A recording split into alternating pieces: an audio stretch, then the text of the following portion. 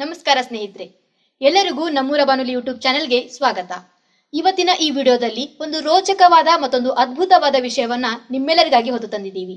ಈ ವಿಷಯದ ಕುರಿತು ನಾವು ಡಿಟೇಲ್ ಆಗಿ ವಿಡಿಯೋದಲ್ಲಿ ನೋಡೋಣಂತ. ಅದೇ ರೀತಿ ಈ ವಿಡಿಯೋ ನೋಡಿದ್ಮೇಲೆ ನಿಮ್ಗೆ ಏನ್ ಅನ್ನಿಸ್ತು ಅಥವಾ ಈ ವಿಷಯದ ಬಗ್ಗೆ ಏನಾದ್ರೂ ಹೇಳ್ಕೊಳ್ಬೇಕಿತ್ತು ಅಂತ ಅನ್ಸಿದ್ರೆ ದಯವಿಟ್ಟು ಕಮೆಂಟ್ ಮೂಲಕ ಅದನ್ನ ನಮ್ಮೊಟ್ಟಿಗೆ ಹಂಚ್ಕೊಳ್ರಿ ಅಂತ ಹೇಳ್ತಿದ್ದೀನಿ. ಬರ್ರಿ, ಹಂಗಿದ್ರ ಇನ್ನು ತಡ ಮಾಡೋದ್ ಬೇಡ, ಈ ವಿಡಿಯೋವನ್ನ ನೋಡ್ಕೊಂಡ್ ಬರೋಣ.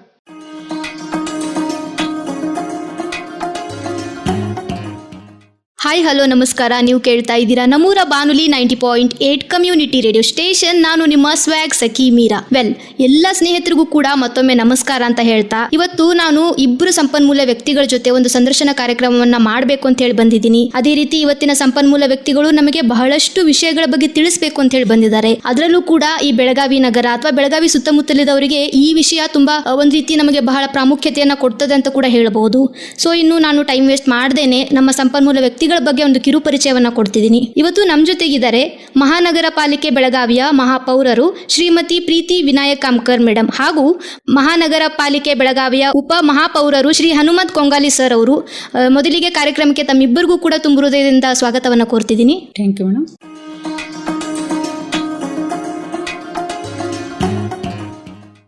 ಈಗ ನಾನು ನನ್ನ ಒಂದು ತಿಳುವಳಿಕೆ ಮಟ್ಟದಲ್ಲಿ ನಿಮ್ಮಿಬ್ಬರ ಒಂದು ಕಿರು ಪರಿಚಯವನ್ನು ಮಾಡಿಕೊಟ್ಟಿದ್ದೀನಿ. ಆದರೆ ನಿಮ್ಮಿಬ್ಬರ ಬಗ್ಗೆ ನಮ್ಮ ಕೇಳುಗರಿಗೆ ತುಂಬ ಕ್ಯೂರಿಯಾಸಿಟಿ ಇರ್ತದೆ, ಯಾರು ಇವರು ಅನ್ನುವಂಥ ತಿಳ್ಕೊಳ್ಳುವಂಥ ಕುತೂಹಲ ಕೂಡ ಇರ್ತದೆ. ಸೊ ಹಾಗಾಗಿ ನಿಮ್ಮ ಬಗ್ಗೆ ಸಂಕ್ಷಿಪ್ತವಾಗಿ ನಿಮ್ಮ ವಿವರಗಳನ್ನು ಹೇಳ್ಬೇಕಂತೇಳಿ ಕೇಳ್ಕೊಳ್ತಿದ್ದೀನಿ. ಎಲ್ಲ ಬೆಳಗಾವಿ ಜನತೆಗೆ ನನ್ನ ನಮಸ್ಕಾರ. ಮೊದಲನೇದಾಗಿ ಹೇಳ್ಬೇಕಂತಂದ್ರೆ, ನಾನು ಬೆಳಗಾವಿ ಇತಿಹಾಸ ಒಳಗೆ ಇದು ನಾನು ನೇಕಾರ ಸಮುದಾಯದಿಂದ ಬಂದವಳು. ಮೊದಲೇದಾಗಿ ಹೇಳ್ಬೇಕಂತಂದ್ರೆ, ನಮ್ಮ ಈ ಬೆಳಗಾವಿ ಸಮಾಜದ ನಮ್ಮ ಬೆಳಗಾವಿ ಇತಿಹಾಸ ಒಳಗೆ ಇದು ಮೊದಲೇ ಬಾರಿಗೆ ನಾನು ಮಹಾಪೌರ ಆಯ್ಕೆ ಇದ್ದೀನಿ ನಮ್ಮ ನೇಕಾರ ಸಮುದಾಯದಿಂದ. ಅದೇ ತರ ಇದು ನಮ್ಮ ಬೆಳಗಾವಿ ಮತಕ್ಷೇತ್ರ ಆದಂತಹ ನಮ್ಮ ಅಭಯ ಪಾಟೀಲ್ ಸರ್ ಅವ್ರ ಶ್ರೇಯಸ್ಸಿಂದ ಅವರು ಮುತುವರ್ಜನೆ ವಹಿಸಿ ಅವರ ಅಧಿಕಾರದಲ್ಲಿ ನನಗೆ ಇದೊಂದು ಸ್ಥಾನ ಕೊಟ್ಟಿದ್ದಾರೆ. ಅದೇ ರೀತಿ ನಾನು ಪ್ರಾಮಾಣಿಕವಾಗಿ ಇದೇ ನನ್ನ ಸ್ಥಾನ ಇದೆ, ನಾನು ಪ್ರಾಮಾಣಿಕವಾಗಿ ಕೆಲಸನ ಮಾಡ್ಕೊಂಡು ಹೋಗ್ತೀನಿ ಅಂತ ಈ ಸಂದರ್ಭ ಹೇಳಕ್ಕೆ ಇಷ್ಟಪಡ್ತೀನಿ. ಧನ್ಯವಾದಗಳು ಮೇಡಮ್. ಉಪಮಹಾಪೌರರಾಗಿ ನಾನು ಹನುಮಂತ್ ಕೊಂಗಾಲಿ. ನಾನು ಒಂದು ರೈತ ಕುಟುಂಬದಿಂದ ಬಂದಂಥವನು.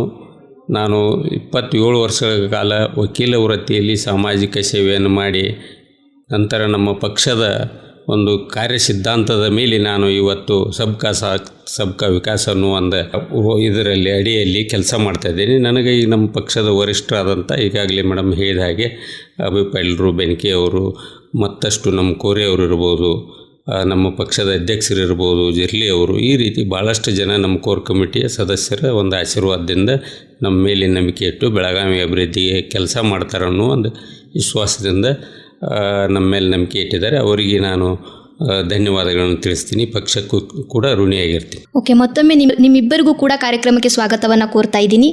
ಮೇಡಮ್, ಈಗ ಮುಂದಿನ ಪ್ರಶ್ನೆ ಏನು ಅಂತಂದರೆ, ಈಗ ನೀವು ನಿಮ್ಮ ಈ ಒಂದು ಅವಧಿಯಲ್ಲಿ ಬೆಳಗಾವಿ ನಗರದ ಬೆಳವಣಿಗೆಗಾಗಿ ನಿಮ್ಮ ಪ್ರಮುಖ ಕಾರ್ಯಯೋಜನೆಗಳ ಬಗ್ಗೆ ನಮಗೆ ಸಂಕ್ಷಿಪ್ತವಾದ ಮಾಹಿತಿಯನ್ನು ಕೊಡ್ಬೋದಾ ಮೇಡಮ್? ಈಗ ಬೆಳಗಾವಿ ನಗರದಲ್ಲಿ ಅಂತಂದರೆ ನಮ್ಮ ಮಾಡ್ಬೇಕಂತಿರೋ ಮುಖ್ಯವಾದ ಕೆಲಸ ಸ್ವಚ್ಛತೆ ಬಗ್ಗೆ ಒಂದು ಮೊದಲಿಗೆ ಅದಕ್ಕೆ ಪ್ರಯಾರಿಟಿ ಕೊಡಬೇಕಂತ ನನ್ನ ಅಭಿಪ್ರಾಯ ಇದೆ. ನಮ್ಮ ಬೆಳಗಾವಿ ನಗರ ಸ್ವಚ್ಛತೆ ಬೆಳಗಾವಿಯನ್ನಾಗಿ ಮಾಡಬೇಕು ಅಂತ ಅನ್ನೋದು ನನ್ನ ಅಭಿಪ್ರಾಯ ಇದೆ. ಓಕೆ, ಸ್ವಚ್ಛತೆ ಅನ್ನೋದು ಮುಖ್ಯವಾದ ಕೆಲಸ ಅಂತೇಳಿ ನೀವು ಹೇಳ್ತಾ ಇದ್ದೀರಾ ಮೇಡಮ್. ಸರ್, ಈಗ ಈ ಬರುವಂಥ ಮುಂದಿನ 1-2 ವರ್ಷದಲ್ಲಿ ಬಹಳಷ್ಟು ಪ್ರಮುಖವಾಗಿ ಮಾಡಲೇಬೇಕಾಗಿರುವಂಥ ಅಂಶಗಳಂತೇಳಿ ನೀವು ಪಟ್ಟಿ ಮಾಡ್ಕೊಂಡಿರೋದು ಯಾವುದಾದ್ರೂ ಇದೆಯಾ ಸರ್? ಇಲ್ಲ, ನಮ್ಮ ಬೆಳಗಾವಿ ಮಹಾನಗರ ಪಾಲಿಕೆಗೆ ಭಾಳಷ್ಟು ಅಭಿವೃದ್ಧಿ ಕೆಲಸದ ಬಗ್ಗೆ ಪಟ್ಟಿಗಳು ನಮ್ಮ ಮುಂದಿದೆ. ಆದರೆ ಅದನ್ನು ಪ್ರಯಾರಿಟಿ ಬೇಸ್ ಮೇಲೆ ತೊಗೋಬೇಕಂದಾಗ ಈಗಾಗಲೇ ನೆನೆಗುದಿಗೆ ಬಿದ್ದಂಥ ಕೆಲವೊಂದಿಷ್ಟು ಕೆಲಸಗಳಿದೆ. UG ಪ್ರಾಜೆಕ್ಟ್ ಇರ್ಬೋದು, MLTC LR ವಾರ್ಡ್ ಪ್ರಾಜೆಕ್ಟ್ ಇರ್ಬೋದು, ಅದೇ ರೀತಿ ನಮ್ಮ ಕುಡಿಯುವ ನೀರಿನ ಒಂದು ಘಟಕ, ಈ ರೀತಿ ಎಲ್ಲ ಭಾಳಷ್ಟು ಕೆಲಸ ಕಾರ್ಯಗಳನ್ನು ನಾವು ಮಾಡಬೇಕಾಗಿದೆ. ನಾವು ಪೂಜೆ ಮಹಾಪೌರರು ಕೂಡಿಕೊಂಡು, ಮತ್ತು ಅದೇ ರೀತಿ ನಮ್ಮ ಕ್ಷೇತ್ರದ ಶಾಸಕರ ದಕ್ಷಿಣ ಇರ್ಬೋದು, ಉತ್ತರ ಇರ್ಬೋದು, ಅಲ್ಲಿ ಏನು ಜನರ ಸಮಸ್ಯೆಗಳಿದಾವೆ ಅವನು ಕೂಡ ನಾವು ಬಗೆಹರಿಸುವಂಥ ಪ್ರಯತ್ನಗಳನ್ನು ಮಾಡಬೇಕಾಗ್ತದೆ. ಓಕೆ, ಕೆಲವೊಂದು ಯೋಜನೆಗಳನ್ನು ಹಾಕಿಕೊಂಡು ಅದರೊಟ್ಟಿಗೆ ಜನರ ಉದ್ದೇಶವನ್ನು ಅಥವಾ ಜನರ ಬೇಡಿಕೆಗಳನ್ನ ಅದರಲ್ಲಿ ಕೂಡ ಗಮನದಲ್ಲಿಟ್ಟುಕೊಂಡು ಕೆಲಸ ಮಾಡಬೇಕು ಅಂದ್ಕೊಂಡಿದ್ದಾರೆ ಸರ್ ಮತ್ತು ಮೇಡಮ್ ಅವರು ಕೂಡ. ಮೇಡಮ್, ಈಗ ಮುಂದಿನ ಪ್ರಶ್ನೆ ಏನು ಅಂತಂದರೆ, ಈಗ ಆಲ್ರೆಡಿ ಹಿಂದಿನ ಮೇಯರ್ ಆಗಿರಲಿ ಅಥವಾ ಇದಕ್ಕಿಂತಲೂ ಮುಂಚೆ ಕೆಲಸ ಮಾಡಿದವರು ಕೆಲವೊಂದು ಯೋಜನೆಗಳನ್ನು ಹಾಕ್ಕೊಂಡಿರ್ತಾರೆ. ಅವುಗಳಲ್ಲೂ ನೀವುಗಳು ಕೂಡ ಈಗ ಅದನ್ನು ಸರಿಪಡಿಸ್ಕೊಳ್ಳೋದಾಗಿರಲಿ, ತಿದ್ದುಪಡಿ ಮಾಡೋದಾಗಿರಲಿ, ಇದನ್ನೆಲ್ಲ ಮಾಡ್ತಾ ಇರ್ತೀರಾ. ಆ ರೀತಿ ಬದಲಾವಣೆಗಳು ಹಾಕ್ಕೊಂಡಿರುವಂಥ ಯೋಜನೆಗಳೇನಾದರೂ ಇದೆಯಾ ಅಥವಾ ನೀವಾಗಿ ಹೊಸದಾಗಿ ಏನಾದರೂ ಯೋಜನೆಗಳನ್ನು ಮತ್ತೊಮ್ಮೆ ಹಾಕ್ಕೊಂಡಿದ್ದೀರಾ ಮೇಡಮ್? ಹೊಸದಾಗಿ ಅವರು ಕೂಡ ಒಂದು ಒಳ್ಳೆ ಕೆಲಸ ಮಾಡೋಕ್ಕೆ ಬೆಳಗಾವಿ ಅಭಿವೃದ್ಧಿಗಾಗಿಯೇ ಹಿಂದಿನ ಮೇಯರ್ ಆಗಲಿ ಹಿಂದಿನ ಅಧಿಕಾರಿಗಳು ಮಾಡಿದ್ದಾರೆ. ಈಗ ನಾವು ಕೂಡ ಈ ಮುಂಬರುವಂಥ ದಿನಗಳಲ್ಲಿ ನಮ್ಮ ಬೆಳಗಾವಿ ಅಭಿವೃದ್ಧಿಗೆ ಒಂದು ಕೆಲವಷ್ಟು ಯೋಜನೆಗಳಿದ್ದಾವೆ, ಅದನ್ನು ಕೂಡ ಅಭಿವೃದ್ಧಿ ಮಟ್ಟದಲ್ಲಿ ನಾವು ತೊಗೊಂಡು ಹೋಗ್ತೀವಿ ಅಂತ ಹೇಳಕ್ಕೆ ಇಷ್ಟಪಡ್ತೀನಿ.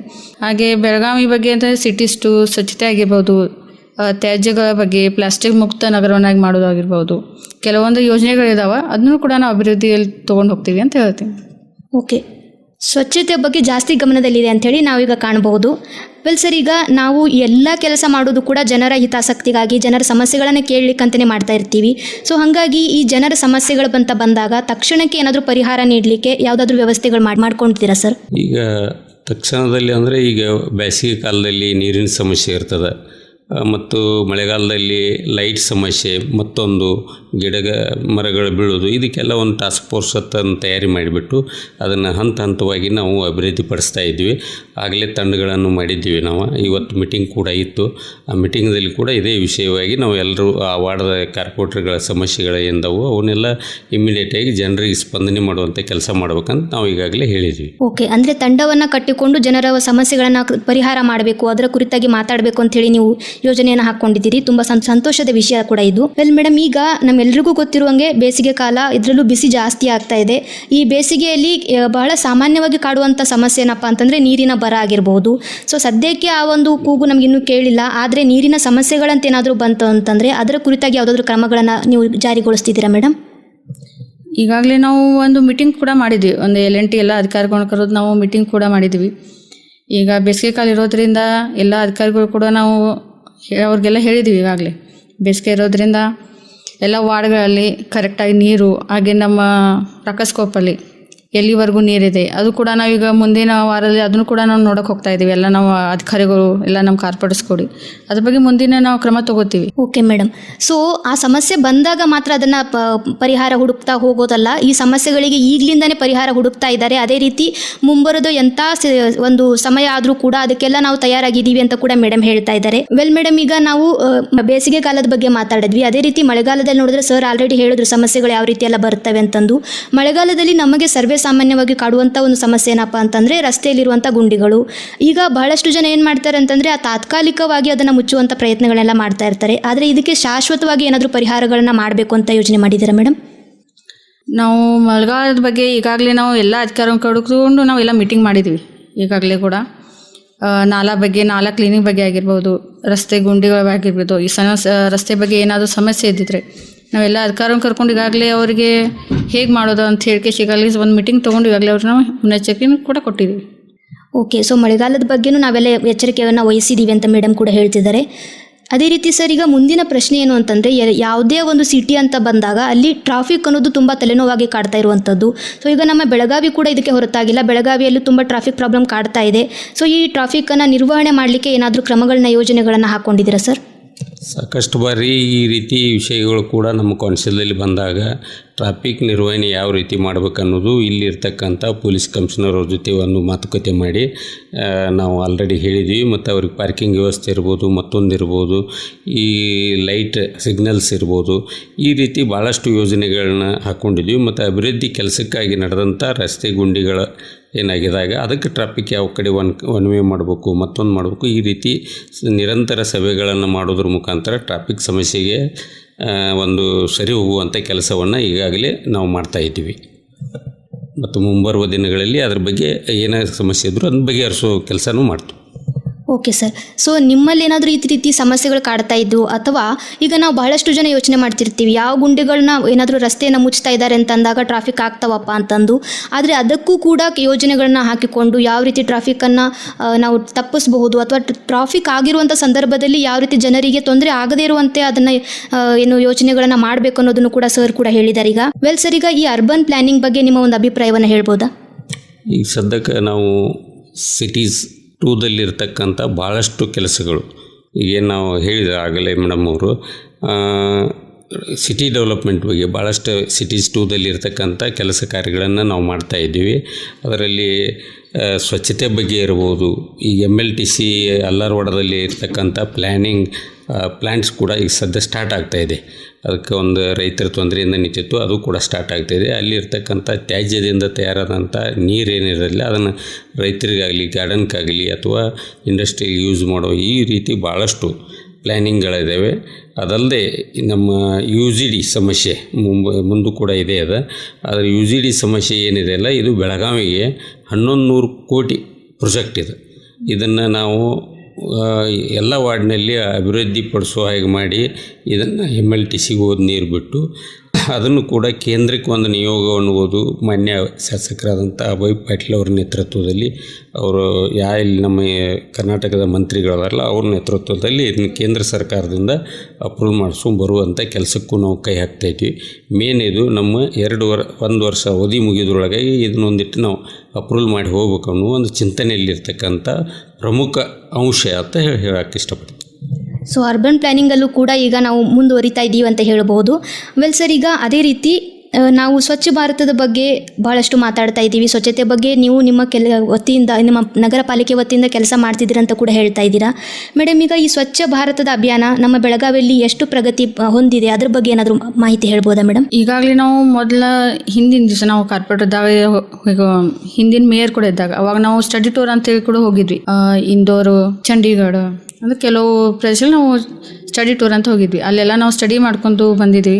ಹಾಗೆ ಇಲ್ಲಿ ಕೂಡ ನಮ್ಮ ಬೆಳಗಾವಿಯಲ್ಲಿ ತ್ಯಾಜ್ಯ ವಸ್ತುಗಳ ಮುಖಾಂತರ ಹಾಗೆ ಹಸಿ ಕಸದಿಂದ ಗ್ಯಾಸ್ ತಯಾರು ಮಾಡ್ತೀವಿ.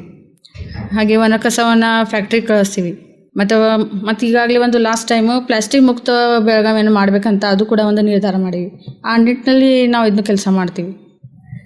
ಓಕೆ, ಅಂದರೆ ಈಗ ಸ್ವಚ್ಛತೆಯತ್ತ ಕೂಡ ನಾವು ಹೆಜ್ಜೆ ಹಾಕ್ತಾ ಇದ್ದೀವಿ. ಒಂದು ಸ್ವಚ್ಛ ಬೆಳಗಾವಿ ಅನ್ನುವಂಥ ಕನಸನ್ನು ನನಸು ಮಾಡುವತ್ತ ನಾವು ಹೆಜ್ಜೆ ಹಾಕಿದ್ದೀವಿ ಅಂತ ಕೂಡ ಮೇಡಮ್ ಹೇಳ್ತಾ ಇದ್ದಾರೆ. ಅದೇ ರೀತಿ ಅದರಲ್ಲಿ ಕೆಲಸಗಳು ಕೂಡ ಆಗ್ತಾ ಇವೆ ಅಂತ ಮೇಡಮ್ ಕೂಡ ಹೇಳಿದ್ದಾರೆ. ಈಗ ಸರ್, ಈಗ ಈ ಕಸದ ನಿರ್ವಹಣೆ ಅಂತ ಬಂದಾಗ ಯಾವುದೆಲ್ಲ ಹೊಸ ಯೋಜನೆಗಳನ್ನು ಹಾಕಿದ್ದೀರಾ? ಈ ವೇಸ್ಟ್ ಮ್ಯಾನೇಜ್ಮೆಂಟಲ್ಲಿ ಬೆಳಗಾವಿಯಲ್ಲಿ ಹೊಸ ಯೋಜನೆಗಳೇನಾದರೂ ಇದೆಯಾ?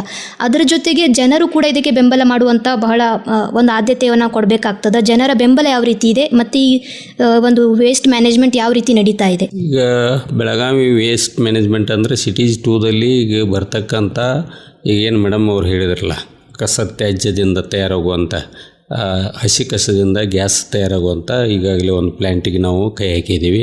ಅದಲ್ಲದೆ ಒಣ ಕಸದಿಂದ ಈಗ ಹೇಳಿರವ್ರು ಮೇಡಮ್ ಅವರು, ಒಣ ಕಸದಿಂದ ತಯಾರಾಗುವಂಥ ಒಂದು ಇಲ್ಲಿ ಈಗ ಸದ್ಯಕ್ಕೆ ನಮ್ಮಲ್ಲಿ ವ್ಯವಸ್ಥೆ ಇಲ್ಲದ ಫ್ಯಾಕ್ಟ್ರಿಗಳು ಕಳಿಸ್ತಾ ಇದ್ದೀವಿ. ಮುಂದಿನ ದಿವಸದಲ್ಲಿ ಅದಕ್ಕೆ ಬರ್ತಕ್ಕಂಥ ಬ್ರಿಕ್ಸು ಮತ್ತೊಂದು ತಯಾರಾಗುವಂಥ ಯೋಜನೆಯ ಒಂದು ಫ್ಯಾಕ್ಟ್ರಿ ಕೂಡ ನಾವು ಸಿಟೀಸ್ 2ದಲ್ಲಿ ಇಂಪ್ರೂವ್ಮೆಂಟ್ಗಾಗಿ ಇಟ್ಕೊಂಡಿದ್ವಿ. ಅದು ಸಾಧ್ಯತೆ ಆದಾಗ ಅದನ್ನು ಕೂಡ ನಾವು ತೆಗೆದುಕೊಂಡು ಅದನ್ನು ಇಲ್ಲೇ ಆದಷ್ಟು ಯಾವುದೇ ಕಸ ಉತ್ಪಾದನೆ ಆಕೈತಿಲ್ಲ ಅದನ್ನು ಸಿಟಿಯಲ್ಲೇ ನಾವು ಅದನ್ನು ನಾಶ ಮಾಡ್ಬೇಕಾಕೈತಿ. ಆ ರೀತಿ ಯೋಜನೆಗಳಿದೆ. ಈ ಪ್ಲಾಸ್ಟಿಕ್ದು ಕೇಳಿದ್ರಿ ನೀವು, ಪ್ಲಾಸ್ಟಿಕ್ ಒಳಗೆ ಏನಿರ್ತೈತಿ ಆದಷ್ಟು ನಾವು ಪ್ಲಾಸ್ಟಿಕ್ ಮುಕ್ತ ಒಂದು ಬೆಳಗಾವಿ ಸಿಟಿಯನ್ನು ಮಾಡೋಕ್ಕೆ ಹೊರಟಿದ್ವಿ. ಒಮ್ಮೆ ಅದು ಕಾರ್ಯರೂಪಕ್ಕೆ ಬರಲಿಲ್ಲ ಅಂದರೂ ಕೂಡ ಆ ಕರಗುವಂಥ ಪ್ಲಾಸ್ಟಿಕ್ಕನ್ನು ಮೊದಲಿಗೆ ಸ್ವಲ್ಪ ಯಾವ ರೀತಿ ಮಾಡಬೇಕು, ಏನು ಮಾಡಬೇಕು, ಕಸದ ಜೊತೆ ಅದು ಇದಾಗುವಂಥದ್ದು ಮೊದಲು ಕೊಟ್ಬಿಟ್ಟು ಆಮೇಲೆ ಅದನ್ನು ಸಂಪೂರ್ಣವಾಗಿ ನಾಶ ಮಾಡೋ ಪ್ರಯತ್ನವನ್ನು ಮಾಡ್ತೀವಿ. ಓಕೆ ಸರ್, ನನ್ನ ಮುಂದಿನ ಪ್ರಶ್ನೆಗೂ ಕೂಡ ನನಗೆ ಇದರಲ್ಲೇ ಉತ್ತರ ಸಿಕ್ತು. ಏನಂತಂದರೆ, ನಾನು ಕೇಳಬೇಕು ಅಂದ್ಕೊಂಡಿದ್ದೆ ಪ್ಲಾಸ್ಟಿಕ್ ನಿಷೇಧ ನಮ್ಮ ಬೆಳಗಾವಿ ಯಾವ ರೀತಿ ನಡೀತಾ ಇದೆ ಅಂತನ್ನುವಂಥದ್ದು. ಸೊ ಈಗ ಜನರೇ ಎಲ್ರಿಗೂ ಕೂಡ ಸರ್ ಕೂಡ ಒಂದು ಮಾಹಿತಿಯನ್ನು ತಿಳಿಸ್ಕೊಟ್ರು. ಏನಂತಂದರೆ, ನಾವು ಬಳಕೆಯನ್ನೇ ಕಡಿಮೆ ಮಾಡಿದಾಗ ಅಥವಾ ಈ ಪ್ಲಾಸ್ಟಿಕ್ಕನ್ನು ನಾವು ಬಳಕೆ ಕಡಿಮೆ ಮಾಡಿದಾಗ ಅದು ಕಸ ಆಗಿ ಹೊರಹೊಮ್ಮೋದನ್ನು ಕೂಡ ತಪ್ಪಿಸ್ಬೋದು. ಅದೇ ರೀತಿ ನಾವೆಲ್ಲ ಗಮನದಲ್ಲಿ ಇಟ್ಕೊಳ್ಬೇಕಾದಂಥ ಅಂಶ ಏನು ಅಂತಂದರೆ, ನಾವೆಲ್ಲ ಕಸ ಅಂತ ಬಿಸಾಡುವಂಥ ಎಷ್ಟೋ ವಸ್ತುಗಳನ್ನು ಬಳಸಿಕೊಂಡು ಇಲ್ಲಿ ಬಯೋಗ್ಯಾಸನ್ನು ಪ್ರೊಡ್ಯೂಸ್ ಮಾಡ್ತಾ ಇದ್ದಾರೆ. ಇನ್ನು ಮುಂಬರುವ ದಿನಗಳಲ್ಲಿ ಇಟ್ಟಿಗೆಗಳನ್ನು ತಯಾರು ಮಾಡುವಂಥ ಫ್ಯಾಕ್ಟ್ರಿಗಳನ್ನು ಕೂಡ ಹೊರ ಬರಲಿದೆ ಅಂತ ಕೂಡ ಸರ್ ಹೇಳಿದ್ದಾರೆ. ಈಗ ಈ ಎಲ್ಲ ಯೋಜನೆಗಳು ನಮ್ಮೆಲ್ಲ ಜನರಿಗೂ ಕೂಡ ತುಂಬ ಉಪಯುಕ್ತವಾಗುವಂಥ ಒಂದು ಮಾಹಿತಿಯನ್ನು ಇದರಲ್ಲಿ ಇದೆ ಅಂತ ಹೇಳಬಹುದು. ವೆಲ್ ಮೇಡಮ್, ಈಗ ಮುಂದಿನದಾಗಿ ನಾನು ನೋಡೋದಾದರೆ, ಈ ಹಸಿರಿನ ವಾತಾವರಣ ನಮ್ಮ ಬೆಳಗಾವಿಯಲ್ಲಿ ಮೊದಲಿಂದ ಕೂಡ ಇತ್ತು. ಆದರೆ ಇತ್ತೀಚಿನ ದಿನಗಳಲ್ಲಿ ಈ ಒಂದು ಹಸಿರಿನ ವಾತಾವರಣ ಕಡಿಮೆ ಆಗ್ತಾ ಇದೆ. ಅಥವಾ ನಾವು ಪಾರ್ಕ್ಗಳಂತೆಲ್ಲ ನೋಡೋದಾದರೆ ಬಹಳಷ್ಟು ಅದರಲ್ಲಿ ತೊಂದರೆಗಳನ್ನು ನಾವು ಕಾಣ್ತಾ ಇದ್ದೀವಿ. ಸೊ ಇದರ ಒಂದೇನಾದರೂ ಮ್ಯಾನೇಜ್ಮೆಂಟ್ ಆಗಲಿ ಅಥವಾ ಇದಕ್ಕೇನಾದರೂ ಹೊಸದಾಗಿ ಯೋಜನೆಗಳನ್ನು ಹಾಕಿಕೊಂಡು ಇದರತ್ತ ಗಮನ ಹರಿಸಿದ್ದೀರಾ? ಈಗ ಸದ್ಯಕ್ಕೆ ನಾವು ಮಹಾಪೌರರು ಈಗಾಗಲೇ ಎಷ್ಟು ಸಿಟಿಯಲ್ಲಿ ಗಾರ್ಡನ್ಗಳದಾವು, ಮತ್ತೊಂದು ಹಸಿರೀಕರಣ ಮಾಡೋಕ್ಕೆ ಎಲ್ಲೆಲ್ಲಿ ಪಾರ್ಕ್ಗಳದಾವು ಇವನ್ನೆಲ್ಲನೂ ನಾವು ಸರ್ವೆ ಮಾಡಿಸಿ ಅಲ್ಲಿ ಯಾವ ಜಂಗಲ್ ಮರಗಳನ್ನ ಎಲ್ಲಿ ಇದು ಮಾಡಬೇಕು ಅಥವಾ ಗಾರ್ಡನ್ಗಳಲ್ಲಿ ಯಾವ ರೀತಿ ಮರಗಳನ್ನು ತೊಗೋಬೇಕು ಈ ರೀತಿ ಒಂದು ಅಭಿವೃದ್ಧಿಗಾಗಿ ಕೆಲಸಕ್ಕೆ ನಾವು ಕೈ ಹಾಕಿದ್ವಿ. ಅದನ್ನು ಕೂಡ ಅಮೃತ್ 2 ಅನ್ನುವಂಥ ಯೋಜನೆ ಅಡಿಯಲ್ಲಿ ಬರ್ತಕ್ಕಂಥ ಕೇಂದ್ರ ಸರ್ಕಾರದ ಒಂದು ಯೋಜನೆ ಇದು. ನಾವು ಆದಷ್ಟು ಬೇಗನೆ ಅದನ್ನು ಗಾರ್ಡನ್ ಇರ್ಬೋದು ಮತ್ತೊಂದು ಇರ್ಬೋದು ಮಾಡಿ ಪರಿಸರದಲ್ಲಿ ಮುಂದ್ಗಡೆ ಇರುತ್ತೆ. ಅಂದರೆ ಪರಿಸರದಲ್ಲಿ ವಾಯು ಮಾಲಿನ್ಯ ಕೂಡ ಕಡಿಮೆ ಆಗುವ ರೀತಿಯಲ್ಲಿ, ಯಾಕಂದರೆ ಹಸಿರೀಕರಣ ಇದ್ದಾಗನ ವಾಯು ಮಾಲಿನ್ಯ ಕಡಿಮೆ ಆಕೈತಿ. ಜನರಿಗೆ ಅದು ಸ್ವಲ್ಪ ಇದಾಗೈತಿ, ಆಕ್ಸಿಜನ್ ಸಿಗೋದಿರ್ಬೋದು ಮತ್ತೊಂದಿರ್ಬೋದು. ಅದಕ್ಕೆ ಕೂಡ ನಾವು ಪ್ಲ್ಯಾನ್ ಮಾಡ್ಕೊಂಡಿದ್ವಿ. ಅದನ್ನು ಮುಂದಿನ ದಿವಸದಲ್ಲಿ ನಾವು ಅದನ್ನು ಕಾರ್ಯರೂಪಕ್ಕೆ ತರಕ್ಕೆ ಪ್ರಯತ್ನ ಮಾಡ್ತೀವಿ ಅಂತ ಹೇಳ್ತೀವಿ. ಓಕೆ, ಅಮೃತ್ 2 ಅನ್ನುವಂಥ ಯೋಜನೆಯಿಂದ ಇದನ್ನು ನೀವು ಜಾರಿಗೆಗೊಳಿಸ್ತಾ ಇದ್ದೀರಿ ಅಂತ ಹೇಳ್ಬೋದು. ಈಗ ಈ ನಾವು ಪರಿಸರದ ಬಗ್ಗೆ ಮಾತಾಡ್ತಾ ಇದ್ದೀವಿ, ಅದೇ ರೀತಿ ಮಾಲಿನ್ಯ ಕೂಡ ನಾವೆಲ್ಲ ಬಹಳಷ್ಟು ಗಮನದಲ್ಲಿ ಇಟ್ಕೊಳ್ಬೇಕಾಗುವಂಥದ್ದು. ನಾವು ನಗರೀಕರಣದ ಹತ್ರ ಹೊರಟಾಗೇನೆ ಮಾಲಿನ್ಯ ಕೂಡ ತುಂಬ ಹೆಚ್ಚಾಗ್ತಾ ಇದೆ. ಈ ಮಾಲಿನ್ಯ ನಿಯಂತ್ರಣಕ್ಕೆ ಈ ನಮ್ಮ ನಗರ ಪಾಲಿಕೆ ವತಿಯಿಂದ ಯಾವುದಾದ್ರೂ ಪಾತ್ರವನ್ನು ವಹಿಸಿಕೊಂಡು ಕಾರ್ಯಗಳನ್ನು ನಡೆಸ್ತಾ ಇದೆಯಾ? ಈಗ ಮಾಲಿನ್ಯ ನಿಯಂತ್ರಣಕ್ಕಾಗಿ ನಾವು ಈಗ ಒಂದು ಪ್ಲಾಸ್ಟಿಕ್ ಮುಕ್ತ ಅಂತ ಬಂದಾಗ ಅದು ಮಾಲಿನ್ಯ ನಿಯಂತ್ರಣ ಬರ್ತದೆ. ಪ್ಲಸ್ ಈಗ ನಾವು ಇಲ್ಲೇ ಸಗ್ರಿಗೇಷನ್ ಅಂತಿಲ್ಲ, ಹಸಿ ಕಸ ಬೇರ್ಪಡಿಸೋದು, ಒಣ ಕಸ ಬೇರ್ಪಡಿಸೋದು, ಇದರಿಂದ ಅಲ್ಲೇ ನಮ್ಮ ಹಂತದಲ್ಲೇ ಅದನ್ನು ತ್ಯಾಜ್ಯ ನಿರ್ಮೂಲನೆ ಮಾಡುವಂಥದ್ದು. ಇವು ಎಲ್ಲ ಇದು ದುಷ್ಪರಿಣಾಮ ಏನು ನಗರದ ಜನರ ಮೇಲೆ ಮತ್ತು ನಗರದಲ್ಲಿ ಬೀರದಂಗೆ ಅದನ್ನು ಕೂಡ ನಿಯಂತ್ರಣಕ್ಕಾಗಿ ನಾವು ಕೆಲಸ ಮಾಡ್ತಾಯಿದ್ದೀವಿ. ಅದರ ಜೊತೆಯಲ್ಲಿ ಏನಾಗೈತಿಪ್ಪ ಅಂತಂದ್ರೆ ನಮ್ಮ ಇದರಲ್ಲಿ ಬೆರೆಯುವಂಥ ವಾತಾವರಣ, ಕಲುಷಿತ ವಾತಾವರಣವನ್ನು ನಿಯಂತ್ರಣ ಮಾಡುವ ಯೋಜನೆಗಳನ್ನು ಕೂಡ ನಾವು ಹಮ್ಮಿಕೊಂಡಿದ್ವಿ. Okay sir. ಈಗ ಸ್ಟ್ರೀಟ್ ಲೈಟ್ ಬಗ್ಗೆ ನೋಡೋದಾದರೆ ಬಹಳಷ್ಟು ಒಂದು ಪ್ರದೇಶಗಳಲ್ಲಿ ಈ ಸ್ಟ್ರೀಟ್ ಲೈಟ್ಗಳ ತೊಂದರೆಯಿಂದಾಗಿ ಎಷ್ಟೋ ಅಪಘಾತಗಳು ಸಂಭವಿಸ್ತಾ ಇದೆ. ಅಥವಾ ಈ ಸ್ಟ್ರೀಟ್ ಲೈಟ್ಗಳು ಕೆಲವೊಂದು ಸರ್ತಿ ಬಂದಾಗೋದು ಕೂಡ ಎಲ್ಲರ ಗಮನಕ್ಕೆ ಬರೋದಿಲ್ಲ. ಜನರು ಅದನ್ನು ತಲುಪಿಸ್ಬೇಕಾದ ಮಾಹಿತಿಯನ್ನು ಯಾವ ರೀತಿ ತಲುಪಿಸ್ಬೇಕಾಗತ್ತೆ, ಅಥವಾ ಇದ್ರ ಬಗ್ಗೆ ನೀವೇನಾದರೂ ಯೋಜನೆಗಳನ್ನು ಹಾಕಿಕೊಳ್ಳೋದಾಗಿರಲಿ ಅಥವಾ ಅದರ ಹತ್ರ ಗಮನ ಹರಿಸಿದ್ದನ್ನು ಯಾವ ರೀತಿ ನೀವು ಮಾಡ್ತಾ ಇದ್ದೀರಾ? ಈಗಾಗಲೇ ನಾವು ನಗರದಲ್ಲಿ LED ಪೂರ್ತಿಯಾಗಿ ಸಿಟಿಯನ್ನು LED ಮಾಡ್ತಾಯಿದ್ದೀವಿ. ನಾವು ಅದಕ್ಕೆ ಟೆಂಡರ್ ಕೂಡ ಕೊಟ್ಟಿದ್ದೀವಿ, ಅದರ ನಿರ್ವಹಣೆ ಕೂಡ ಮಾಡ್ತಾ ಇದ್ದಾರೆ. ಅದ್ರ ಬಗ್ಗೆನೂ ನಾವು ಒಂದು ಹೊಸ ಯಾಕಂದ್ರೆ ಮಳೆಗಾಲದಲ್ಲಿ ತೊಂದರೆ ಆಗ್ಲಂಗೆ, ಸಿಗ್ನಲ್ಗಳು ಬಂದಾಗಲಂಗೆ, ಮತ್ತು ಈ ಟ್ರಾಫಿಕ್ ಸಮಸ್ಯೆಗಳು ಸಿಗ್ನಲ್ ಬಂದಾದಾಗ ಉಂಟಾಗುವ ಇವೆಲ್ಲನೂ ತಡೆಗಟ್ಟುವ ರೀತಿಯಲ್ಲಿ ಮತ್ತು ಜನರಿಗೆ ಕೂಡ ಲೈಟ್ ಸಂಪೂರ್ಣವಾಗಿ ಅದು time to time on off ಆಗಬೇಕು. ಮತ್ತು ಅಲ್ಲಿ ಏನಾರು ಬಂದು ಬಿದ್ದಾಗ ಅವನು ಸಡನ್ಲಿ ಇಮಿಡಿಯೇಟಾಗಿ ರಿಪೇರಿ ಮಾಡೋದು, ಈ ರೀತಿ ಭಾಳಷ್ಟು ಯೋಜನೆಗಳು ನಮ್ಮಲ್ಲಿದ್ದಾವೆ. ಅದನ್ನು ನಾವು ಮಾಡ್ತಿದ್ವಿ. ಅದಲ್ಲದೆ ಈ ಕೆಲವೊಂದಿಷ್ಟು ಸೌಂದರ್ಯೀಕರಣಕ್ಕಾಗಿ ಕೂಡ ಲೈಟ್ಗಳನ್ನು ನಾವು ಮಾಡ್ತಾಯಿದ್ದೀವಿ. ಆ ರೀತಿ ಯೋಜನೆ ನಮ್ಮಲ್ಲಿದೆ. ಓಕೆ, ನಗರದ ಸೌಂದರ್ಯಕ್ಕೂ ಕೂಡ ಈ ಲೈಟ್ಗಳ ಬಗ್ಗೆ ಯೋಚನೆಯನ್ನು ಮಾಡಿದ್ದೀರಾ.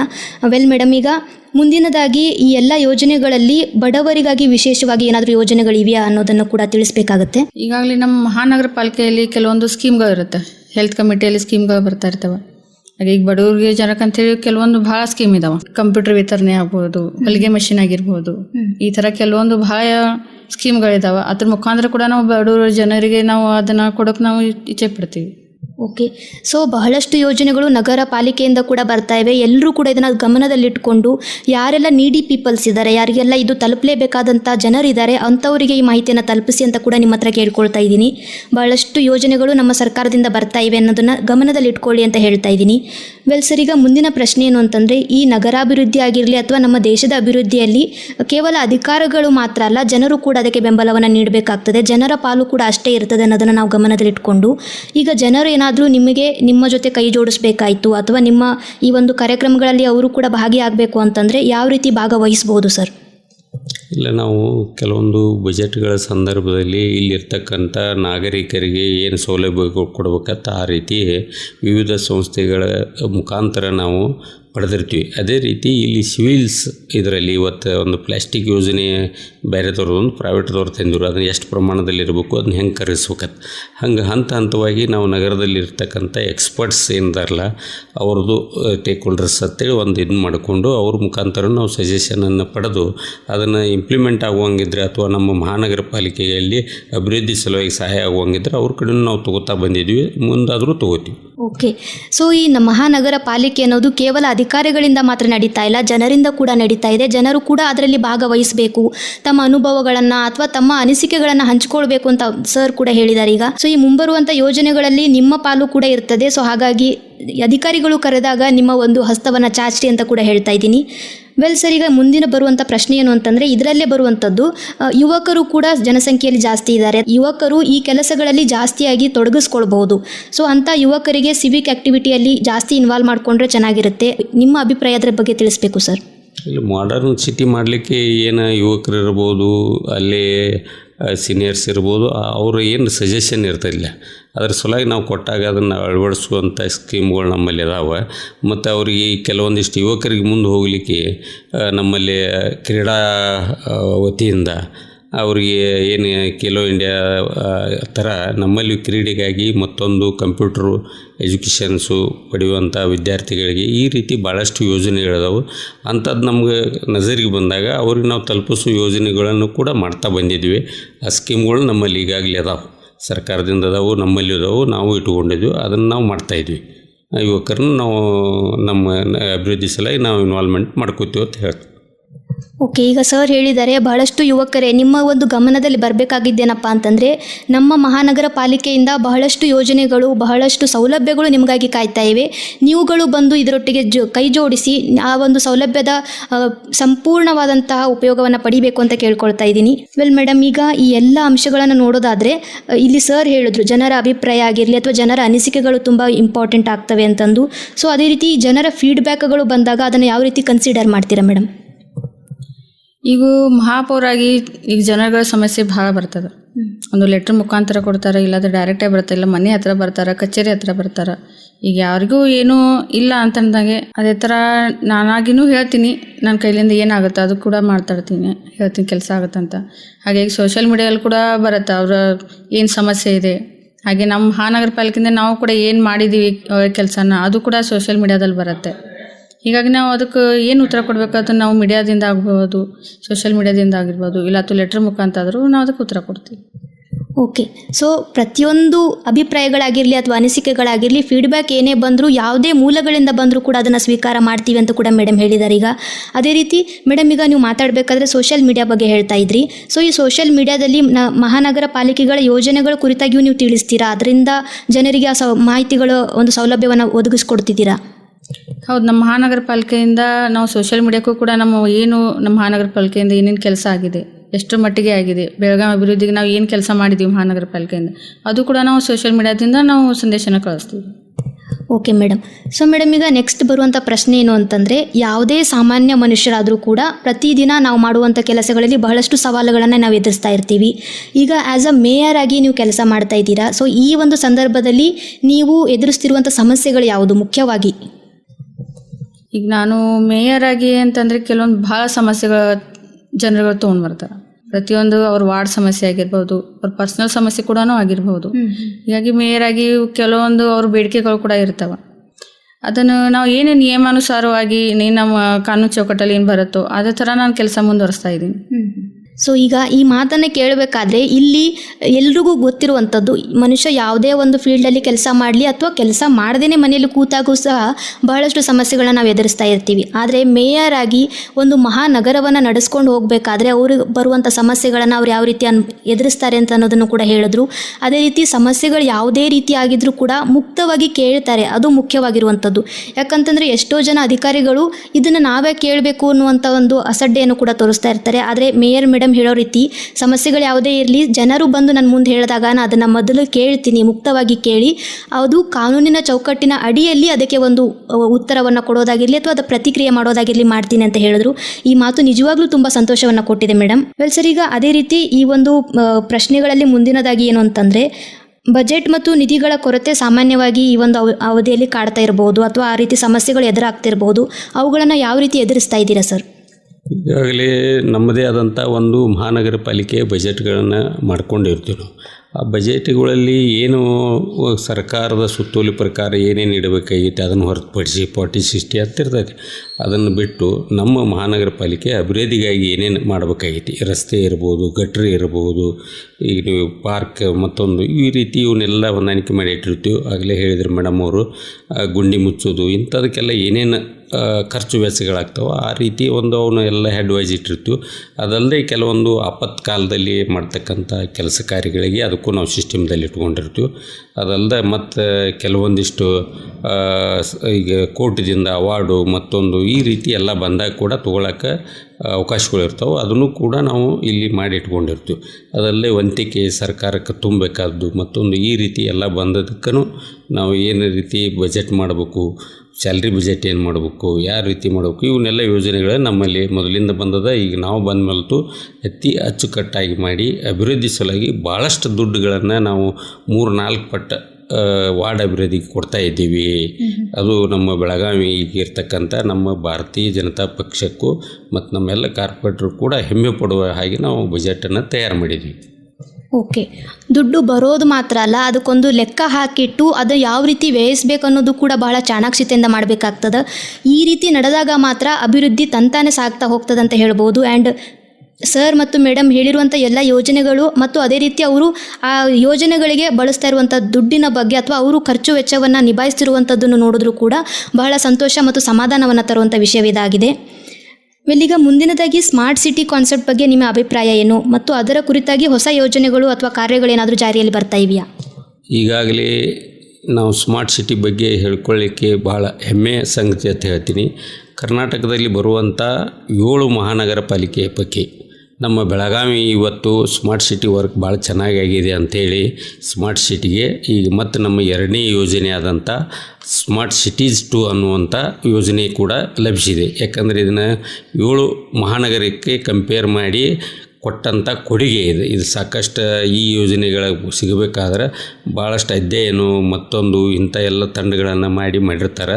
ಇದು ಕೇಂದ್ರ ಸರ್ಕಾರದ ಇದ್ದರೂ ಕೂಡ ನಮ್ಮಲ್ಲಿ ಆಗಿರುವಂಥ ಸ್ಮಾರ್ಟ್ ಸಿಟಿ ವರ್ಕ್ಸು ನಂಬರ್ 1 ಆಗಿದೆ ಅನ್ನೋ ಉದ್ದೇಶದಿಂದ ಬೆಳಗಾವಿಗೆ 2ನೇ ಸ್ಮಾರ್ಟ್ ಸಿಟಿ ಯೋಜನೆ ಆದಂಥ ಸಿಟೀಸ್ 2 ಸಿಕ್ಕಿದೆ ನಮಗೆ. ಮತ್ತು ಈ ಸಿಟೀಸ್ 2ದಲ್ಲಿ ಬರ್ತಕ್ಕಂಥ ಯೋಜನೆಗಳು ಭಾಳಷ್ಟಿದೆ.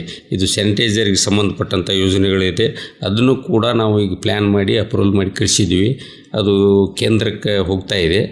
ಅದು ಕಾರ್ಯರೂಪಕ್ಕೆ ಬಂದರೆ ಬೆಳಗಾವಿ ಈಗ ನಾವೇನು ಇಂದೂರು ಚಂಡೀಗಢ ಅಂತ ಮೇಡಮ್ ಅವ್ರು ಹೇಳಿದ್ರಲ್ಲ, ಆ ರೀತಿ ಮಾದರಿ ನಗರವನ್ನಾಗಿ ಮಾಡಬೇಕು ಅನ್ನುವ ಆಕಾಂಕ್ಷೆಯನ್ನು ಹೊಂದಿದ್ವಿ ಫ್ಯೂಚರದಲ್ಲಿ. ಅದು ನಮ್ಮ ಪಕ್ಷದ ವರಿಷ್ಠರು ನಮ್ಮ ಶಾಸಕರು ನೇತೃತ್ವದಲ್ಲಿ ಆ ಕೆಲಸ ಕೂಡ ಆಗ್ತದೆ. ಅದು ನಮ್ಮ ಬೆಳಗಾವಿಯರಿಗೆ ಮತ್ತು ಮೇಯರ್ ಉಪಮೇಯರ್ ಅವರು ಮತ್ತು ಎಲ್ಲ ನಮ್ಮ ನಗರ ಸೇವಕರಿಗೂ ಕೂಡ ಹೆಮ್ಮೆ ತರುವಂಥ ವಿಷಯ ಅಂತ ಹೇಳ್ತೀವಿ.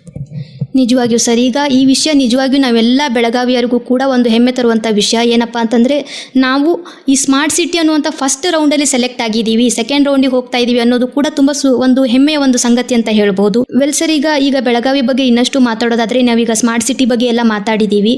ಇನ್ನೂ ಈ ಬೆಳಗಾವಿಯನ್ನು ಭವಿಷ್ಯದಲ್ಲಿ ಇನ್ನೂ ನಾವು ತುಂಬ ಉತ್ತಮ ಮಟ್ಟಕ್ಕೆ ಅದನ್ನು ನೋಡಬೇಕಾದ್ರೆ ಲಾಂಗ್ ಟರ್ಮ್ ಆಗಿ ಏನಾದರೂ ಯೋಜನೆಗಳನ್ನು ಹಾಕ್ಕೊಂಡಿದ್ದೀರಾ ಸರ್? ಈಗ ನಾವು 15 ಫೈನಾನ್ಸ್ ಮತ್ತು 16 ಫೈನಾನ್ಸ್ ಅಂತ ಹೇಳ್ತೀವಿ.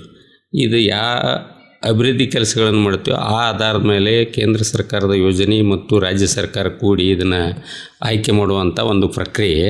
ಇದರಲ್ಲಿ ನಾವು ಕೂಡ ಈಗ ಹೆಮ್ಮೆಯಿಂದ ಹೇಳಬೇಕಂತ ವಿಷಯ ಅಂದರೆ ನಾವು ಏನು 15 ಫೈನಾನ್ಸ್ ಅಂತಿತ್ತಲ್ಲ ಅದು 16 ಫೈನಾನ್ಸ್ ಆಗಿ ಬರುತ್ತಿದೆ.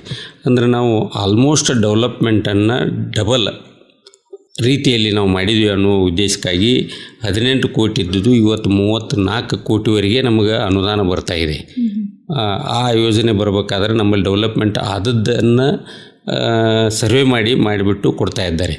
ಉದ್ದೇಶಗಳು ಏನಪ್ಪ ಅಂದರೆ ಇದರಲ್ಲಿ ಇನ್ನೊಂದಿಷ್ಟು ನಾವು ಮಾಡಿದ್ವಿ ಅಂದ್ರೆ ಈಗ 30 ಕೋಟಿ ಇದ್ದದ್ದು ಹತ್ತತ್ರ ಒಂದು 100 ಕೋಟಿ ಬರುವಂಥ ಕಾರ್ಯಕ್ರಮಗಳದಾವೆ ಇದ್ರಾಗ.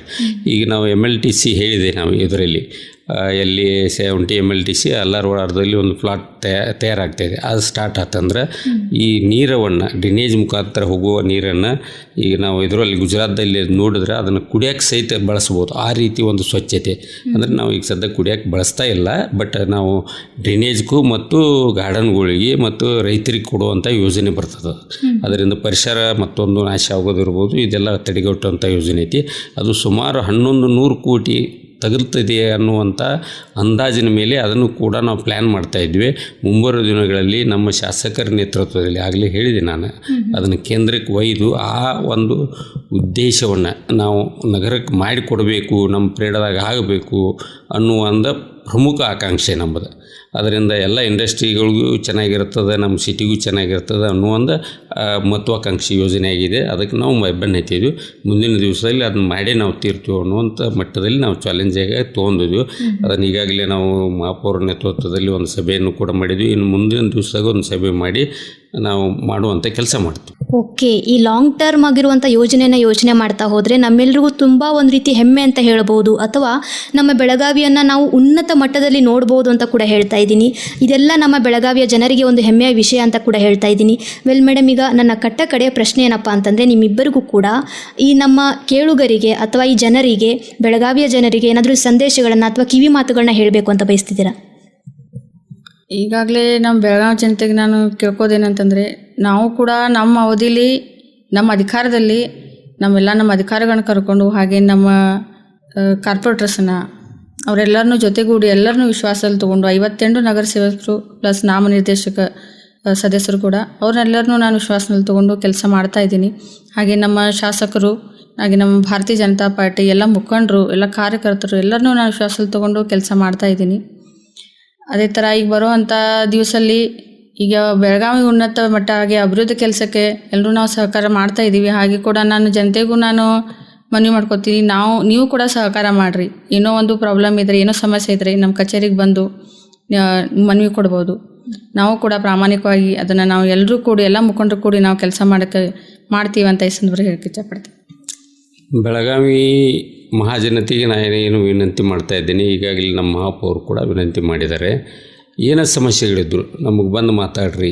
ಈ ಕೆಲವೊಂದಿಷ್ಟು ಯೋಜನೆಗಳನ್ನು ತರಾತುರಿಯಲ್ಲಿ ಸರ್ಕಾರ ತಂದಾಗ ಆ ಯೋಜನೆಗಳ ಅನುಷ್ಠಾನ ಮಾಡಲಿಕ್ಕೆ ಯಾವುದೇ ಉದ್ದೇಶ ಇಲ್ಲದೆ ಏನಾರು ಮಾಡಿದಾಗ, ಈಗ ಈ ಆಸ್ತಿ ನಮ್ಮ ಯೋಜನೆ ಅಲ್ಲ, ಸರ್ಕಾರದ ಯೋಜನೆ, ಇಮ್ಮಿಡಿಯೇಟಾಗಿ ಈ ಆಸ್ತಿ ಮಾಡೋಕ್ಕೆ ಹೋದಾಗ ಅಲ್ಲಿ ಎಷ್ಟು ಡಾಕ್ಯುಮೆಂಟ್ಸ್ ಅಪ್ಲೋಡ್ ಮಾಡಬೇಕು ಅನ್ನೋದು ಅವರಲ್ಲಿ ಇರಲಿಲ್ಲ, ಅಷ್ಟು ಎಂಬಿನೇ ಇರಲಿಲ್ಲ. ಅದನ್ನು ಪದೇ ಜನರಿಗೆ ಭಾಳಷ್ಟು ಹರಾಸ್ಮೆಂಟ್ ಆಯ್ತು. ಬಟ್ ಜನರಿಗೆ ಏನು ಸಂದೇಶ ಹೋಗ್ತಾ ಇದೆ ಅಂದರೆ, ಮಹಾನಗರ ಪಾಲಿಕೆ ನಮಗೆ ಸರಿಯಾದ ವ್ಯವಸ್ಥೆ ಮಾಡ್ತಾಯಿಲ್ಲ, ಅಧಿಕಾರಿಗಳು ಮಾಡ್ತಾಯಿಲ್ಲ, ಈ ರೀತಿ ಎಲ್ಲ ಸಮಸ್ಯೆಗಳಕ್ಕೆ ಗೊಂದಲ.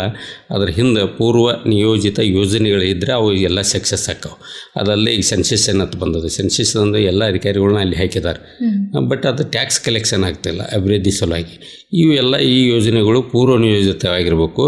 ಮತ್ತು ಈ ಟ್ಯಾಕ್ಸ್ ಕಲೆಕ್ಷನ್ಗೆ ಇಲ್ಲಿ ಬಂದು ತುಂಬಿದಾಗ ಅಲ್ಲಿ ಅಧಿಕಾರಿಗಳು ಸಿಗಲಿಲ್ಲ ಅಂದ್ರೆ ಜನ ಹೊಳ್ಳಿ ಹೋಗ್ತೈತಿ.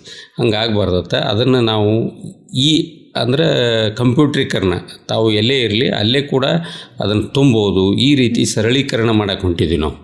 ಅದು ಕೂಡ ನಮ್ಮ ಅತಿ ಮುಖ್ಯ ಯೋಜನೆ ಐತಿ. ಆ ಜನ ಅಲ್ಲೇ ಮನ್ಯಾಗ ಕೂತ್ಕೊಂಡು ನೌಕರಿಗೆ ಹೋಗಿರ್ತಾರೆ, ಮತ್ತೊಂದು ಹೋಗಿರ್ತಾರೆ. ಈ ರೀತಿ ಸರಳೀಕರಣ ಮಾಡೋಕೆ ಹೊಂಟಿವಿ. ಮತ್ತು ಸರ್ಕಾರ ಏನಾಗೈತಪ್ಪ, ಪದೇ ಟ್ಯಾಕ್ಸ್ ಹೆಚ್ಚು ಮಾಡೋದು, ಮತ್ತೊಂದು ಮಾಡೋದು ಮಾಡ್ತಾಯಿದೆ. ಅಲ್ಲಿ ನಮ್ಮಲ್ಲಿ ಸರ್ಕಾರ ಏನು ಉದ್ದೇಶ ಇಟ್ಟೈತಪ್ಪ ಅಂದ್ರೆ 3-5% ಎವ್ರಿ ಇಯರ್ ಮಾಡಬೇಕು. ಮತ್ತು ನಿಮ್ಮ ಫೈನಾನ್ಷಿಯಲಿ ಯಾವಾಗ ಹೆಚ್ಚಾಗಿರ್ತೈತಲ್ಲ, ಈಗೇನು ನಮ್ಮದು ಸಬ್ ರೆಸ್ಟು ವ್ಯಾಲ್ಯೂ ಐತೀವಿ, ಆ ಹೆಚ್ಚಾದಾಗ ಅಷ್ಟು ಮಾಡ್ಬೇಕಂತ ಇರ್ತೈತೆ.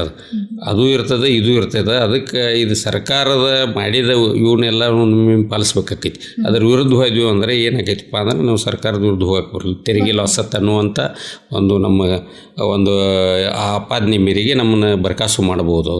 ಅದಕ್ಕೆ ಇದನ್ನು ಜನತೆ ಗಮನಕ್ಕೆ ತರ್ತೀವಿ. ಯಾವ ನಮ್ಮ ಯೋಜನೆ ಐತಿ, ಯಾವ ಸರ್ಕಾರದ ಯೋಜನೆ ಐತಿ, ಸರ್ಕಾರದ ಇಂಪ್ಲಿಮೆಂಟ್ ಮಾಡಿದಾಗ ಮಹಾನಗರ ಪಾಲಿಕೆ ನಮಗೆ ಹೊರೆ ಮಾಡೈತೆ ಅನ್ನಬಾರ್ದು. ಯಾಕಂದರೆ ಆ ರೂಲ್ಸ್ ಆ್ಯಂಡ್ ರೆಗ್ಯುಲೇಷನ್ಸ್ ತಾವೆಲ್ಲ ತಿಳ್ಕೊಂಡಿರ್ಬೇಕು. ಹಾಗೆ ಇಂಪ್ಲಿಮೆಂಟ್ ಮಾಡಲೇಬೇಕಾಗಿತ್ತು. ಬಿಟ್ಟು ಅಂದರೆ ನಮ್ಮನ್ನು ಬರ್ಕಾಸು ಮಾಡಿ ಮನೆಗೆ ಕಳಿಸುವಂಥ ಯೋಜನೆಗಳು ಕೂಡ ಇರ್ತಾವೆ. ಅದಕ್ಕೆ ನಾನು ಜನರಿಗೆ ಏನು ಹೇಳ್ತೀನಪ್ಪ ಅಂದ್ರೆ, ನಮ್ಮಲ್ಲಿ ಆದಂಥ ತಪ್ಪುಗಳಾಗಿದ್ದರೆ ಅದು ನಮ್ಮ ನಜರಿಗೆ ತರ್ರಿ, ಅದನ್ನು ತಿದ್ಕೋತೀವಿ. ಮತ್ತು ನಿಮ್ಗೆ ಏನು ಸರಳೀಕರಣ ಅಥವಾ ಪ್ರಾಬ್ಲಮ್ ಸಾಲ್ವ್ ಮಾಡ್ಬೇಕಾಗೈತಿ, ನಮ್ಮ ನಜರಿಗೆ ಮಹಾಪೌರ ನಜರಿಗೆ ತೊಗೊಂಬರ್ರಿ. ನಾವು 58 ಜನ ಪ್ಲಸ್ ಅವ್ರೇನು ಇವ್ರದಾರಲ್ಲ, ಯಾರು ನಾಮಿನೇಟಿವ್ರು ಅಂತ ಒಂದು ಎಲ್ಲರಿಗೂ ಏನು ಸಮಸ್ಯೆ ನಜರಿಗೆ ಬಂದಾಗ ಅವ್ರು ನಾವು ಕುಂತು ಬಗೆಹರಿಸುವಂಥ ಪ್ರಯತ್ನಗಳನ್ನು ಮಾಡ್ತೀವಿ. ಅದಲ್ಲದೆ ನಮ್ಮ ವರಿಷ್ಠ ಬೈಪಲ್ರಿರ್ಬೋದು, ಈಚೆ ಕಡೆ ಶಾಸಕರಿರ್ಬೋದು, ಅವ್ರನ್ನೂ ಎಲ್ಲ ಕೂಡಿ ತೊಗೊಂಡು ಅಭಿವೃದ್ಧಿ ಎತ್ತ ನಾವು ಕೆಲಸ ಮಾಡ್ತೀವಿ ಅಂತ ಹೇಳ್ತೀನಿ. Okay sir. ಸೊ ಎಲ್ಲ ಒಂದು ಕೇಳುಗರೆ ಆಗಿರಲಿ ಅಥವಾ ಈ ಬೆಳಗಾವಿ ಎಲ್ಲ ಜನರಲ್ಲಿ ನನ್ನದೊಂದು ಮನವಿ ಏನು ಅಂತಂದರೆ, ಕೆಲಸಗಳು ಕೆಲವೊಮ್ಮೆ ವಿಳಂಬ ಆಗ್ಬೋದು ಅಥವಾ ತಡ ಆಗ್ಬೋದು. ಹಾಗಂತ ಕೆಲಸಗಳು ಆಗ್ತಾ ಇಲ್ಲ ಅನ್ನುವಂಥ ಆಪಾದನೆಗಳು ಮಾಡೋದು ತಪ್ಪಾಗುತ್ತೆ. ಅದೇ ರೀತಿ ನಿಮ್ಮ ಸಮಸ್ಯೆಗಳು ಏನೇ ಇದ್ದರೂ ಕೂಡ ನೀವು ಅಲ್ಲಿ ಹೇಳ್ಕೊಳ್ಳೋದ್ರ ಮೂಲಕ ಅದಕ್ಕೆ ಒಂದು ಪರಿಹಾರವನ್ನು ಕಂಡುಕೊಳ್ರಿ. ಅಲ್ಲೇ ಕೂತು ಮಾತಾಡೋದ್ರಿಂದ ಸಮಸ್ಯೆಗಳು ಬಗೆಹರಿಯೋದಿಲ್ಲ, ಉಲ್ಟಾ ಅದು ಜಾಸ್ತಿ ಆಗುತ್ತೆ ಅಂತ ಹೇಳ್ಬೋದು. ಈಗ ನಿಮ್ಮ ಇಷ್ಟೊತ್ತಿನ ಒಂದು ಬ್ಯುಸಿ ಶೆಡ್ಯೂಲಲ್ಲೂ ಕೂಡ ನಮಗೋಸ್ಕರ ಕೆಲವೊಂದು ಸಮಯವನ್ನು ಮಾಡಿಕೊಂಡು ಬಹಳ ಉಪಯುಕ್ತಕರವಾದಂಥ ಮಾಹಿತಿಯನ್ನು ನಮ್ಮೆಲ್ಲರಿಗೂ ತಿಳಿಸಿ ತಿಳಿಸಿದ್ದೀರಾ. ನಿಮ್ಮಿಬ್ಬರಿಗೂ ಕೂಡ ತುಂಬ ಹೃದಯದ ಧನ್ಯವಾದಗಳನ್ನ ತಿಳಿಸ್ತಾ ಇದ್ದೀನಿ ಮೇಡಮ್ ಹಾಗೂ ಸರ್ ಅವ್ರಿಗೆ. ಧನ್ಯವಾದಗಳು ಮೇಡಮ್. ಧನ್ಯವಾದಗಳು. ವೆಲ್ ಕೇಳುಗರೆ, ಈ ಒಂದು ಮಾಹಿತಿ ನಿಮ್ಮೆಲ್ರಿಗೂ ಉಪಯುಕ್ತಕರವಾಗಿದೆ ಅಂತ ಅನ್ಕೊಂಡಿದ್ದೀನಿ. ಅದೇ ರೀತಿ ಈ ವಿಷಯದ ಕುರಿತಾಗಿ ನಿಮಗೇನಾದರೂ ಹೇಳ್ಕೊಳ್ಳೋದಿತ್ತು ಅಥವಾ ನಿಮ್ಮ ಅಭಿಪ್ರಾಯಗಳನ್ನ ಹಂಚ್ಕೊಳ್ಳೋದಿತ್ತು ಅಂತಂದರೆ ಮುಕ್ತವಾಗಿ ನೀವು ಅದನ್ನು ನಮ್ಮ ಜೊತೆ ಹಂಚ್ಕೊಳ್ಬೋದು. ನಮ್ಮ ದೂರವಾಣಿ ಸಂಖ್ಯೆ 7090908908 7090908908. ವೆಲ್, ಈಗ ಮತ್ತೊಂದು ಹೊಸ ವಿಷಯದ ಜೊತೆ ನಿಮ್ಮನ್ನು ಭೇಟಿಯಾಗಕ್ಕೆ ಬರ್ತೀನಿ. ಅದೇ ರೀತಿ ಹೊರಡೋಕ್ಕಿಂತಲೂ ಮುಂಚೆ ನಾನು ಯಾವಾಗಲೂ ಹೇಳುವಂಥ ಮಾತು, ಬದಲಾವಣೆ ಬಯಸೋ ಮನಸ್ಸುಗಳು ನಮ್ಮದಾಗಿತ್ತು ಅಂದ್ರೆ ಬದಲಾವಣೆಯತ್ತ ಮೊದಲನೇ ಹೆಜ್ಜೆ ಕೂಡ ನಾವೇ ಇಡೋಣಂತ. ವೆಲ್, ಇದೇ ರೀತಿ ಕೇಳ್ತಾ ಇರಿ ನಮ್ಮೂರ ಬಾನುಲಿ 90.8 ಕಮ್ಯುನಿಟಿ ರೇಡಿಯೋ ಸ್ಟೇಷನ್. ಚಿಂತೆ ಬಿಡಿ, ಚಿಲ್ ಮಾಡಿ.